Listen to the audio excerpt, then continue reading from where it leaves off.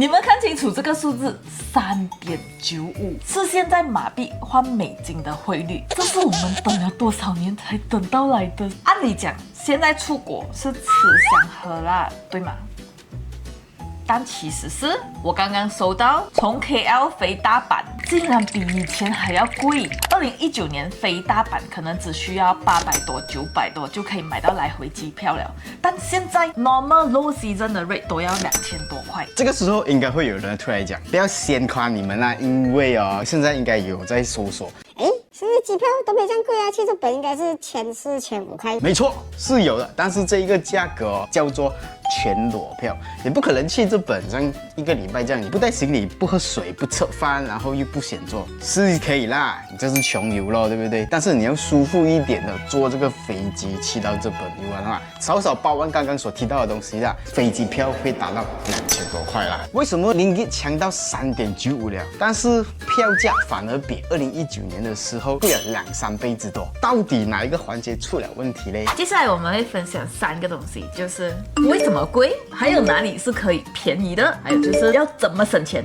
在我们进入这些环节之前呢，欢迎来到唧唧微微，我是贾哥，我是 Jenny。接下来给你们分享的内容，要先给你们事先说明一下，都是我们自己个人的体验所看到的分享，以及 AI 辅助我们寻找到的这些资讯啦。那如果有什么错误的话，还请各位多多包涵嘛对。那首先为什么贵？我们先从第一点来看就是绕不掉的中东油战争现在看这个局势，就是伊朗、以色列和美国在那边擦枪走火，中东大片的领土都是禁飞区，而航空公司一定就会绕道而行了，因为不要经过那个危险地带嘛。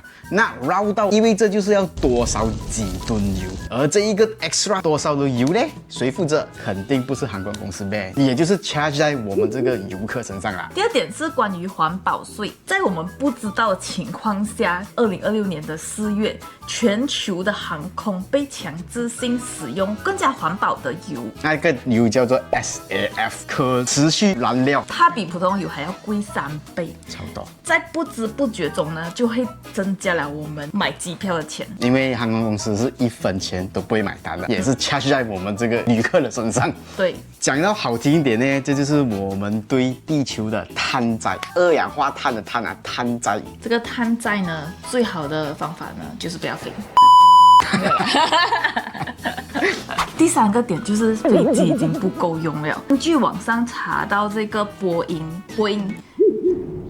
音这个型号的飞机一直在维修，然后 Airbus 的这个订单已经排到10年后了，位置又非常有限，要坐飞机的人又很多，所以他们根本就不想要降价。Demand 多过 supply 的时候，我们坐飞机的价格是很难降下来的。所以航空公司宁愿就是看着那个票价是很高的，让你流口水，也不愿意降低那个 flight seat 的价格来亏损那个运营。但是有时候我们还是会看到一些蛮好的 promotion， 已经很少很少了，非常非常少。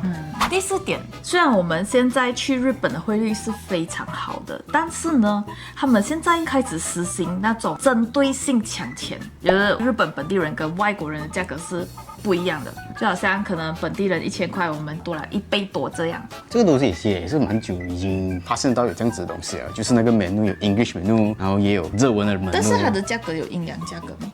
我是在日本看到有吧。日本好像比较少吧，我看到比较多的是在越南、泰国都会有。其实蛮多国家都会有这种本地人跟外国人不一样的价格。马来西亚也是有这种状况啦，就是本地人买门票跟外国人买门票的价格是不一样的。但是这一点，我觉得中国做得很好的就是中国没有这个差价，就外国人、本地人是一样，没有哦。因为外国人在中国旅游还可以享有一些优惠价，就是老人也是可以半价这样。但是这一个双标售价并不是最严重，最严重的是2026年，就是今年的7月1号起，听说啦，日本要加它的那个出境税，变得更高。我们年尾还有一个日本呢，是不是更贵哦？对，现在这个出境税要涨到3000yen一个人，所以不管我们 ringgit 到底抢到几厉害都好啦，日本把这个税起价啦，其实那个优势真的瞬间就没有掉了。记得我们之前去日本的时候，它除了有这些税之外，他们 hotel 有 hotel 税的嘞，而且是按人头来收费的，这个是完全没有办法避免的花费来的。对，这本出境税，也就是所谓的叫 Sayonara Tax 来的，它真的是起了3倍，本来现在是1000yen吧，过后现在起3倍嘛，所以就是要给3000yen哦。最 tricky 的部分啊，你4月订了这本机票，你以为没有事啊，因为这个出境税可能影响不到你，但是你回国就是从日本回去马来西亚的时候啊，是7月或者是8月，照中。哦，总之你在7月1号过后出境的话，你都会中。对，这个出境税并不是有一个柜台特别给你收。来，example 那个住宿税要像前面讲的，假设如果你去日本的酒店啊，主线城市在大阪、东京入住的话，可能会收一个 range 在于100yen到1000yen之间的住宿税。person 一个人算的，而且 per person per night。对 ，OK， 返回来这一个出境税呢？这一个出境税是强制已经加进去费用里面了，在哪里加？是加在我们的机票，也就是讲，航空公司会代替日本政府收这个税里，所以我们的机票已经有包括这个3000yen的出境税在里面。这样不合理啊！你刚才讲说我们买了机票的人呢？意思是说，不管怎样都好，日本一定会想办法收到你的钱，对了，一定会想办法抽。是，但是希望这个出境税还可以delay啦。不要这样快手啦，但是现在官方就是到我们不要再很多 resources 说，真的是就是7月1号正式收，或者是起价这一个出境税。这种东西它随时都会调整的啦，未必是真的会收的。像我们像那个欧洲的 tax， 对，也是一直 delay， 一直讲要出一个特别的 visa for Asian 的游客，到目前为止好像都还没有。对，一直不断 delay。那这些是我们所看到，想要跟你们分享为什么现在旅游越来越贵的几个原因啊。欢迎你们在评论区再继续留言，你们所认为的原因，为什么旅游越来越贵？现在跟你们分享5个性价比非常高的国家。第一个，印度尼西亚，我个人是比较推荐的是雅加达。对，它不是一个最热门的城市，因为大家听到印度尼西亚可能会想到去巴厘岛啊，还是什么爬那个火山啊。但是我们现在推荐的这个地方是比较小众一点，叫做雅加达。以我们个人去过雅加达的经历啦，那边的消费真的很便宜啊。之前我没有记错的话，我们订的住宿100多块也可以住到蛮不错的酒店。我相信啦，雅加达5天4夜可能1000多块也是可以搞得定啊。马币啊。如果想要了解更多雅加达怎么玩的话，也可以参考我们之前那个系列的。接下来就是达拉越南啦，也就是我们接下来要去探索的地方。我们之前已经去过了，然后非常喜欢这个越南的城市。这个是一个非常性价比高的避暑胜地来的。非常推荐给你们，很好玩，然后又凉快，然后东西也便宜，也算是在越南讲说是蛮安全的吧，算马来西亚的金马伦的感觉。第3个是我们也有去过的城市，叫做哈萨克斯坦。除了是免签之外呢，极少数就是我们的 ringgit 购买力在那里啦。可以感觉到自己像是土豪的一个地方。我觉得如果你想要滑雪的话，它算是一个性价比蛮高的国家。除了机票贵之外啦，其他算是 OK。然后还有一点就是可能要注意的就是语言沟通上不是很方便。是，并不是每个人都非常的精通用英文沟通。它算是亚洲版本的小瑞士吧，你可以用比较少的钱感受像瑞士这样壮观的景色。当然瑞士会更美啦，但是瑞士真的很贵啊。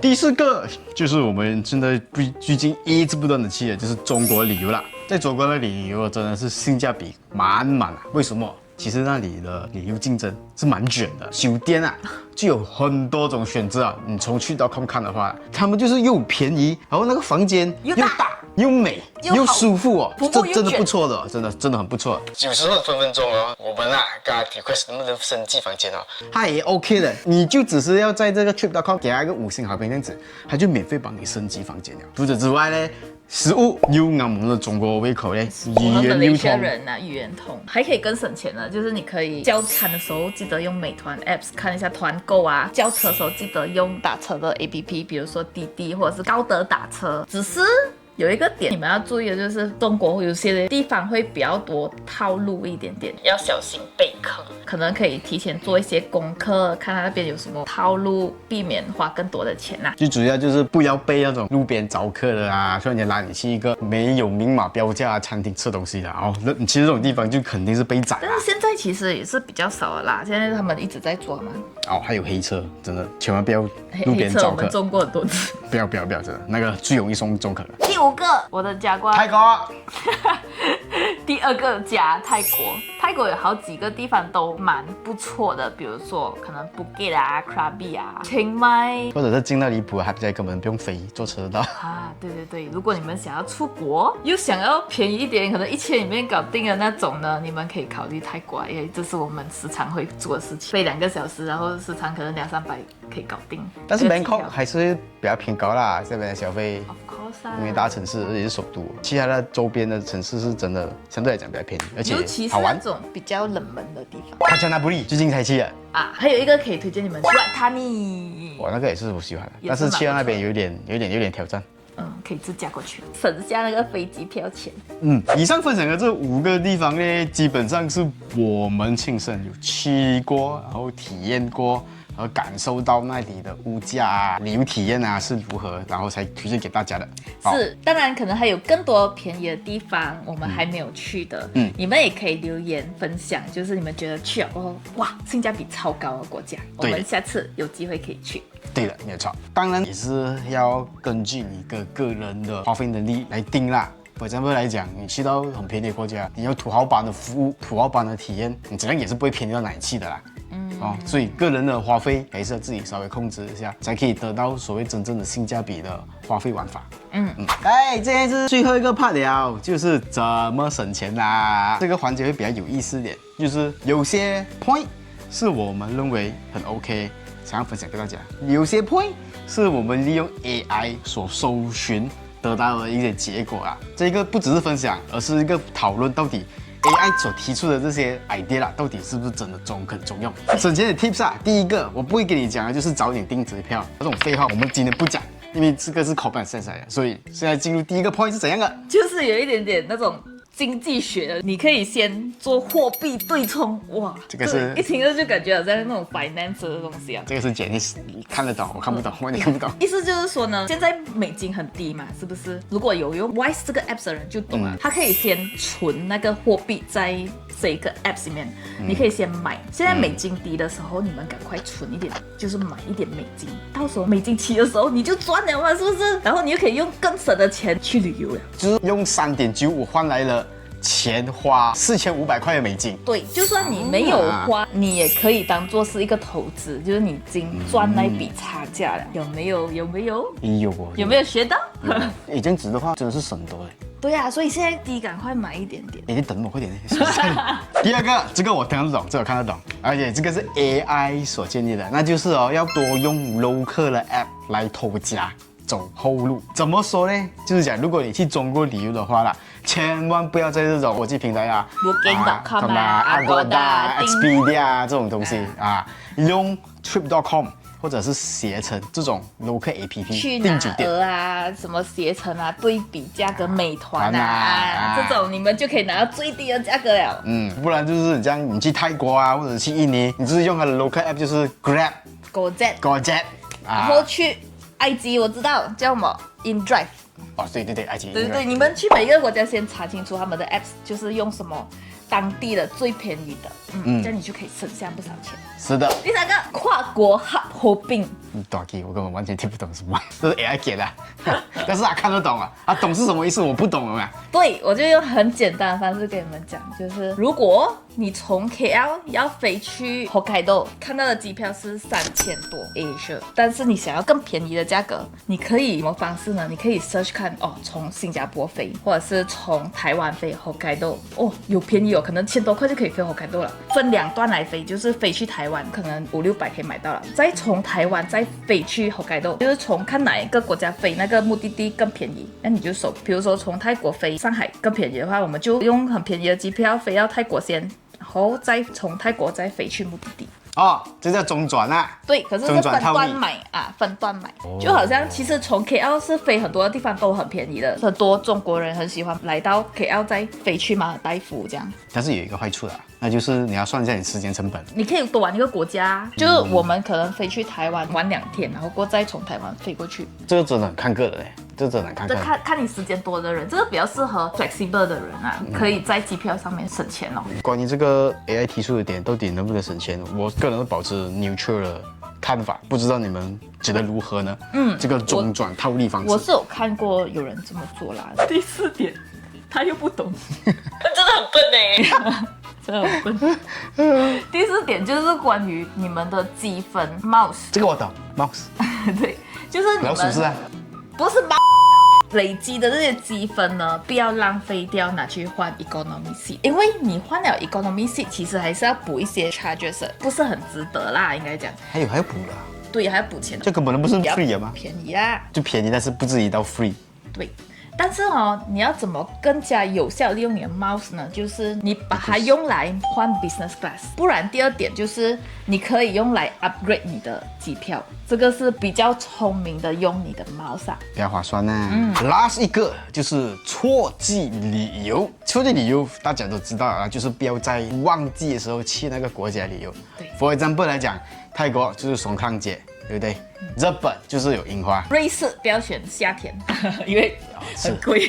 对，没有错，大概就是这样子的 concept。为什么这样说呢？我们每次旅游一定是用这些平台订酒店啊这些东西吧，对不对？这些平台啊，实际上是有 AI 所monitor和操控了。他们 set 这个 AI 啊，就是凡是到这种旺季的时候啊，AI 会自动把这个平台里面的所有酒店的价格都拉高啊，including 就是酒店啊、餐厅预订啊、机票或者是交通包车也都会全部都提高。所以错季旅行诶，并不是叫你要省钱，是避免让自己当这个韭菜被宰。错季它其实是有一些小缺陷啦，它不是最美的时候。对你也可以先提前问一下 AI， 我想要性价比最高的月份，它其实是美的，但是人比较少，这个时候是性价比最高的时候。而且旺季哦，也是要算到，就是在于不只是这些特别节日哦，for example 讲公共假期啊，他们的新年、他们 school holiday 啊，这种也是这些也是旺比较季来的。避开这个日期。不只是我们国家公共假期啊，是哪一也要个国家算那一个你要去旅游国家的那个旺季，就是假期。就比如中国的5·1啊，中国的10月国庆啊，哇，这种千万不要去，人多体验感也不好，然后又贵。对，所以像你一个 tip 就是哦，凡是那个旺季的 period 啊，错开2周过后是最好的。因为听讲2 weeks 过后啊 ，AI 说啊，AI 讲的、就是哦，平台里面的 AI 是在旺季2周过后，它就会把那个价格拉低啊。而且比平时更低。我懂，我不会比平时更低、我知道中国是这样的。是哦，对，高峰期过后的1个星期哦，人直接空掉，因为大家刚出完去嘛，那些价钱全部 drop 到很离谱的，也有一点像在投资这样，投资股票这样。demand 多过 supply 的时候。在低的时候我们就要入场啊，对对对。然后在高的时候我们就要出场，有点这种 feel 哦。差不多，差不多。人蛮有道理的，我还觉得这个 AIP 的这个 point 没有道理。你现在才觉得有道理啊？那这一期影片呢，基本上到这里结束了啊。我们只是想说，就是旅游哦，确实是变贵了啊，这个是避免不了的事实。令吉就算变强到就是现在汇率是3.95啦，也可以只是给我们心理上一点点安慰吧。因为是没有办法抵消得了战争的发生造成的提价啦，不然就是飞机不够用的提价啦，不然就是其他某些国家对于外国游客有双重标准收费的提价。对，这些是我们控制不了的哦。我们控制不了航空公司起价，但是呢，我们可以控制我们自己选择要去旅游的方式、日期。不知道你们下一期还想看我们聊什么样的话题？个人还是蛮想聊一下，就是我们几年前有聊到我们中国和马来西亚的不习惯嘛。下一期我想玩一个反转。想问问看，作为中国人，你们发现到在马来西亚有什么不习惯的？欢迎留言在 comment section。我们下一期是做一期关于这些留言我们的看法，我们的看法，我们的 opinion。OK 啊，好，我们这期影片到这里啦。喜欢我们的话，记得点赞、关注、加分享。我们下期影片见。别讲话，你咬字不清啊。